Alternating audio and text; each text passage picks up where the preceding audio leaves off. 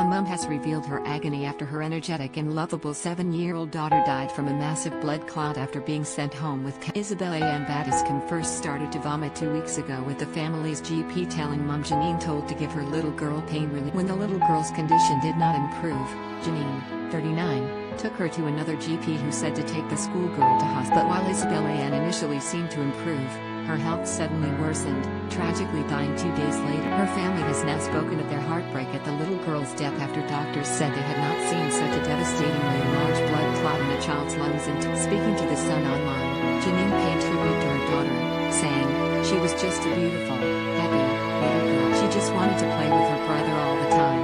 Every day she went to school. It's just gobsmacking. I'm heartbroken."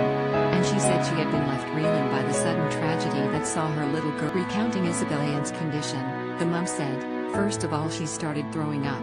I thought it was just as I took her to the first doctor who said give her Calpol."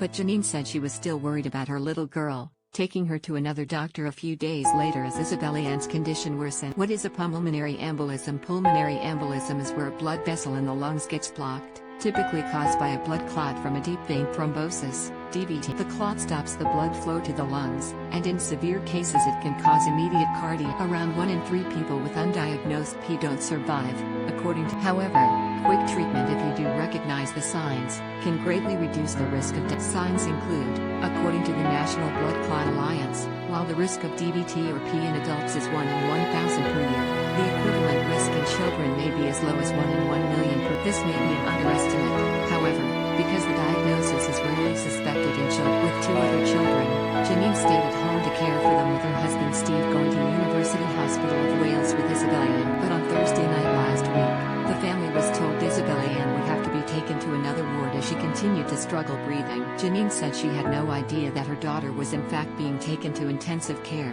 with doctors suddenly telling her and her husband their little girl would need to be taken to Bristol for rushing to get petrol and clothes. The couple then got a call from medics telling them to come to the hospital straight away. Janine said, "They said she took a turn for the worse just after we went to get petrol. When we got back, they came out and said, sorry, she's gone."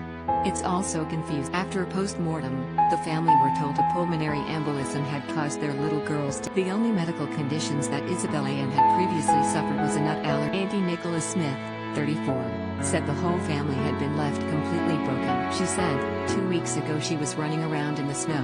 She was happy. I don't know, it just came. Remembering her niece as a happy-go-lucky little girl, she added, she always had a smile on her. She loved unicorns and princesses.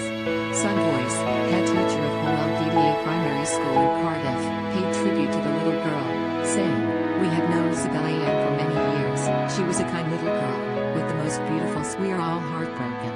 The family is now raising funds in memory of their little girl through